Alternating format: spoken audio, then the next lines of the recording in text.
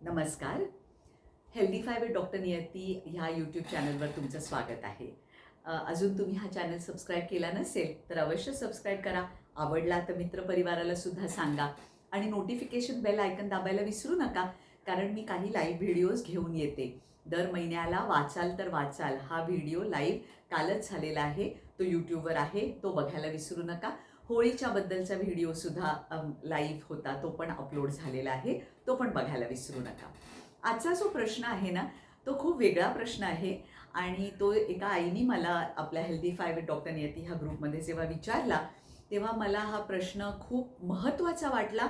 आणि जरी तो आरोग्याच्या दृष्टीने त्याचा काही विशेष संबंध जरी नसला, तरी एका अर्थी तो आरोग्याच्या दृष्टीने आहे बरं का.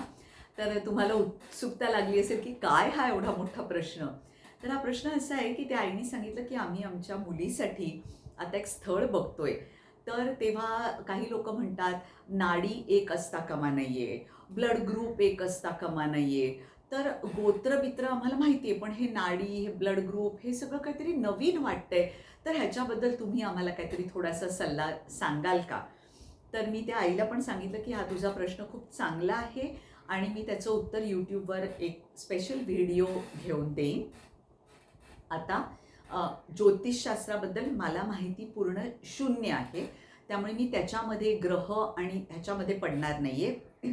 मी 3 मुद्दे घेणार आहे: गोत्र, नाडी आणि ब्लड ग्रुप. ओके.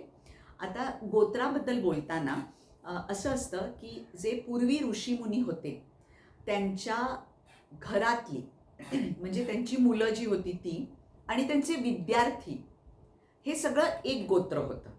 म्हणजे पहिल्यांदा गोत्र, मग गोत्रापत्य, मग गोत्रापत्यपत्य, असं म्हणजे त्यांची मुलं मुलं मुलं. आता किती वर्ष झाली हे ऋषी वगैरे होऊन, त्यामुळे गोत्र म्हणजे आजच्या पिढीमध्ये आपण फॅमिली धरायला पाहिजे.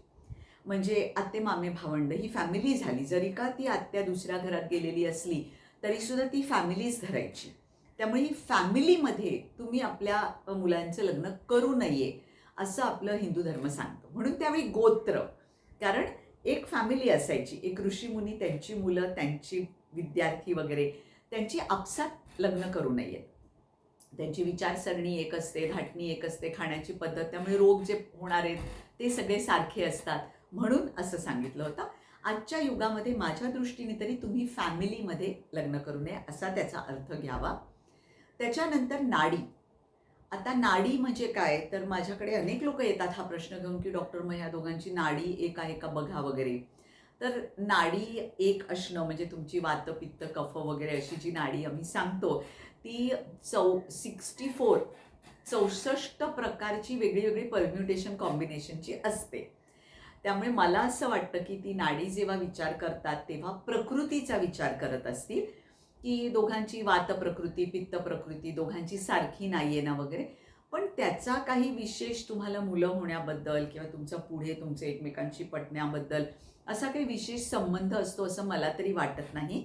नाडीवरनं आम्ही तुमची प्रकृती आणि तुम्हाला पुढे होणारे विकार जे आहेत त्याच्याबद्दल थोडीशी माहिती देऊ शकतो. तर ही नाडीचा विचार करायच्या ऐवजी अनुवंशिक रोग कुठले नाही आहेत ना, आत्तासुद्धा त्या नवरा बायकोला कुठलेही अशा प्रकारचे रोग नाही आहेत ना, ह्याच्याबद्दल मला वाटतं विचार केलेला जास्त शास्त्रोक्त असं मला वाटतं. तुम्हाला जर वेगळे विचार असतील तर मला कमेंट बॉक्समध्ये ते ऐकायला अवश्य आवडतील.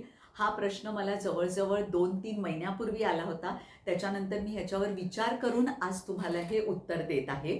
माझे विचार चुकीचे असू शकतात, तर तुम्हाला जर काही वेगळं माहिती असेल तर मला अवश्य तुम्ही लिहून पाठवू शकता. तिसरा प्रश्न जो आलाय तो ब्लड ग्रुपबद्दल आलाय. तर ह्या आईचा जो मेन प्रश्न होता की जे तिच्या मुलीचा ब्लड ग्रुप ए पॉझिटिव्ह आहे आणि मुलगा पण आलेला आहे तो ए पॉझिटिव्हचाच आहे, तर हे योग्य आहे का अयोग्य आहे असा तिचा प्रश्न होता. तर ब्लड ग्रुपबद्दल सांगू इच्छिते. ब्लड ग्रुप तुमचा सारखा असला किंवा तुमचा वेगळा वेगळा असला पण दोघांचाही पॉझिटिव्ह असेल, म्हणजे O positive, A B positive, A positive, B positive, A B positive, B positive, कुठल्याही परम्युटेशन कॉम्बिनेशनमध्ये काही हरकत नसते. पण एखाद्या पार्टनरचा जर निगेटिव्ह ग्रुप असेल तर जेव्हा बाईला पहिलं मूल होतं तेव्हा त्या मुलाचं ब्लड ग्रुप अगोदरच डॉक्टर चेक करतात आणि हल्ली एक अँटी डी म्हणून इंजेक्शन येतं, ते पहिल्या डिलिव्हरीनंतर तिला दिलं जातं, ज्या योगे तिच्या बॉडीमध्ये अँटीबॉडीज त्या ब्लड ग्रुपला निर्माण होत नाही. त्याच्यात काहीही डेंजरस घाबरण्यासारखं काहीही नसतं. ह्याच्यावरती अजून तुम्हाला विचारायचं असेल तर गायनेकॉलॉजिस्ट किंवा गायनेकॉलॉजिस्टपेक्षा सुद्धा ऑब्स्टेट्रिशियन्स म्हणजे ज्या डॉक्टर्स डिलिव्हरी करतात त्या तुम्हाला खूप ह्याच्याबद्दल अजून माहिती देऊ शकतात. कारण अँटी डी हे इंजेक्शन आज खूप वर्षापासून येतं आणि अनेक असे असतात की ज्यांचा निगेटिव्ह एकाचा निगेटिव्ह असतो, दुसऱ्याचा पॉझिटिव्ह असतो. आणि हे अँटी डी सुद्धा इंजेक्शन तेव्हा द्यायचं असतं की जेव्हा समजा आईचा ब्लड ग्रुप निगेटिव्ह आहे आणि बाळाचा ब्लड ग्रुप पॉझिटिव्ह असेल तर, किंवा आईचा पॉझिटिव्ह आहे, बाबांचा निगेटिव्ह आणि बाळाचा निगेटिव्ह असेल तर आईला ते इंजेक्शन द्यावं लागतं. बाकी तुमचं लग्न होण्याला, तुम्हाला मुलं होण्याला कुठल्याही प्रकारे ह्याच्यामध्ये बाधा होत नाही. हा व्हिडिओ एक वेगळ्या विषयाचा होता. तो करताना मला आतनं पण खूप आनंद होतोय की तुम्हाला एक शास्त्रोक्त दृष्टीने, आयुर्वेदाच्या दृष्टीने मला काहीतरी सांगायला मिळतंय. जसं मी अगोदरच सांगितलंय, माझं कुठे चुकलं असेल तर कोणी श्रेष्ठ जास्त ज्ञानी व्यक्ती असेल तर मला अवश्य तुम्ही गाईड करा. कमेंट बॉक्समध्ये तुमच्या कमेंट्स सोडा आणि हा एपिसोड तुम्हाला कसा वाटला हे सांगायला विसरू नका. नमस्कार.